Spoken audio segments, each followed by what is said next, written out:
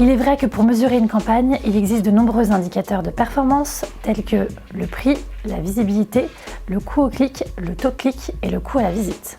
Généralement, quand nous allons mettre en place une campagne, nous allons donc nous intéresser sur un seul objectif et suivre donc un KPI. C'est la clé de réussite de votre campagne. Pour ne pas être perdu, prenons donc un exemple. Si on décide de se concentrer sur le nombre de visites que l'on souhaite générer sur son site, on va donc suivre le coût à la visite et non le taux de clic ou le CPM. Il ne faut donc pas confondre l'objectif principal et les indicateurs secondaires. Le CPM, tout simplement, c'est un mode de facturation des espaces publicitaires pour 1000 impressions. Le CPC, quant à lui, est le coût au clic. Le CTR, qui désigne le taux de clic, tout simplement permet de mesurer l'engagement de votre cible par rapport à une campagne.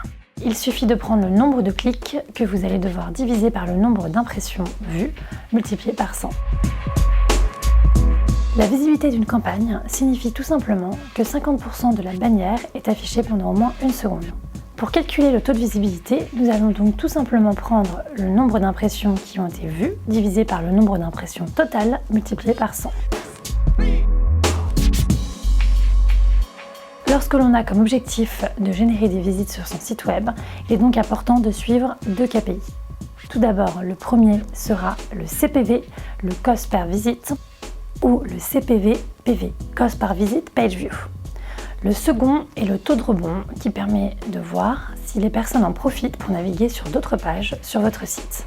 Si on a un taux de rebond de 50%, cela signifie tout simplement qu'une partie de votre audience a vu qu'une seule page et que l'autre moitié de votre audience a vu plusieurs pages.